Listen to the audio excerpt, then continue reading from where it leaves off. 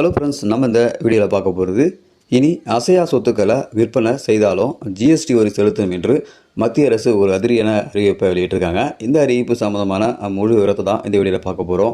வீடியோவை இறுதி வரைக்கும் ஸ்கிப் பண்ணாமல் பாருங்கள். வீடியோ பார்க்கறதுக்கு முன்னாடி நீங்கள் இந்த சேனல் இன்னும் சப்ஸ்கிரைப் பண்ணலாம். கீழே இருக்கிற ரெட் கலர் சப்ஸ்கிரைப் பண்ணி கிளிக் பண்ணிக்கோங்க. கூடவே பக்கத்தில் இருக்கிற பெல் ஐக்கானை கிளிக் பண்ணிக்கோங்க. அப்போ தான் நாங்கள் போடக்கூடிய பயனுள்ள வீடியோக்களை நீங்கள் மிஸ் பண்ணாமல் பார்க்கலாம். வாங்க வீடியோக்குள்ளே போகலாம். மத்திய பட்ஜெட்டில் 50 லட்சம் ரூபாய்க்கும் அதிகமாக மதிப்புடைய அசையா சொத்துக்களை விற்பனை செய்யும்போது 1% டிடிஎஸ், அதாவது டாக்ஸ் டிடக்ஷன் அட் சோர்ஸ், வரி விதிப்பதற்கு ஒரு சட்டம் கொண்டு வரப்பட்டது. இது சொத்து விற்பனை செய்யப்பட்டு வருமானம் பெறுபவர்களிடமிருந்து குறிப்பிட்ட அளவுக்கு வரி பிடித்தலாக அமையும். இந்த வரி விதிப்பு அக்டோபர் 1ஆம் தேதி முதல் அமலுக்கு வரும் என மத்திய அரசு அறிவித்துள்ளது. அக்டோபர் 1 இந்த புதிய விதி டிடிஎஸ் விதி அமலுக்கு வந்துள்ளது.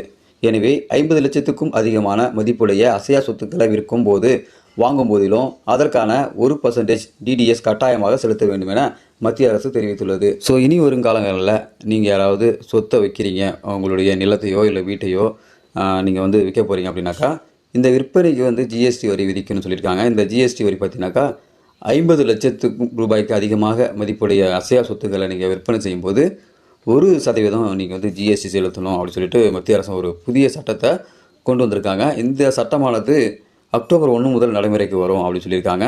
ஸோ இந்த சட்டம் நடைமுறைக்கு வந்ததுனாக்கா 50 லட்சத்துக்கும் அதிகமான சொத்துகள் மதிப்புடைய சொத்தை விற்கும்போது கண்டிப்பாக இந்த மாதிரியான ஜிஎஸ்டி நீங்கள் அரசாங்கத்துக்கு செலுத்த வேண்டியதாக இருக்கும். ஸோ இப்போ பார்த்தீங்கன்னாக்கா இந்தியாவிலே அதிகப்படியான ஜிஎஸ்டி பார்த்தீங்கன்னாக்கா இந்த மாதம் கலெக்ஷன் ஆகிருக்குது. ஸோ இதுபோல் ஜிஎஸ்டி வரி விதிப்பு மக்களை மேலும் துன்புறுத்தும் வகையில் அமையும் நினைக்கிறேன். ஸோ சமீப காலமாகவே பார்த்தீங்கன்னாக்கா இந்தியாவில் ஜிஎஸ்டி வரி எல்லாத்துக்குமே போடுறாங்க. ஸோ இதுக்கு தான் ஜிஎஸ்டி வரி அப்படின்ற மாதிரி இல்லை, சாப்பிட்ற சாப்பாடுலேருந்து போடக்கூடிய செப்பல் வரைக்கும் ஜிஎஸ்டி வரியை கொண்டு வந்துட்டாங்க. இந்த ஜிஎஸ்டி வரி நிலங்களுக்கும் விற்பனை செய்யும்போது 1% டிடிஎஸ் கட்டணும் அப்படின்னு சொல்லியிருக்காங்க. இந்த வரியானது மக்களை மேலும் துன்புறுத்தும் வகையில் அமையும். அது மட்டும் இல்லாமல் உலகத்திலே பார்த்தீங்கன்னாக்கா இந்தியாவில் அதிகப்படியான ஜிஎஸ்டி வரி வசூல் செய்கிறாங்க. இப்படி வசூல் செய்தாலும் மக்களுக்கு ஒரு விதமும் பயனும் இல்லாமல் இருக்குது.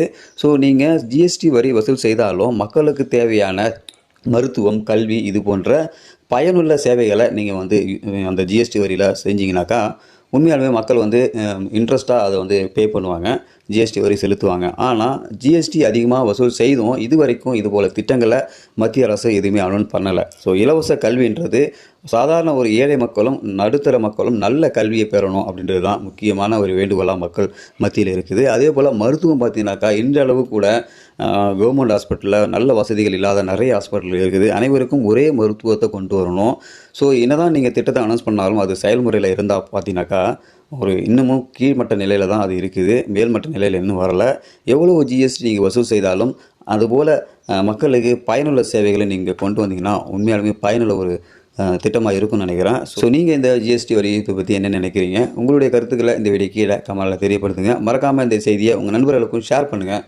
இதுபோல் பயனுள்ள வீடியோக்களை நீங்கள் தொடர்ந்து பார்க்கணுன்னாக்கா நம்ம யூடியூப் சேனலை சப்ஸ்கிரைப் பண்ணுங்கள். இன்னொரு வீடியோ சந்திக்கலாம். அதுவரை மனிதர்களை மதிப்போம், மனித உயிரை காப்போம். நன்றி.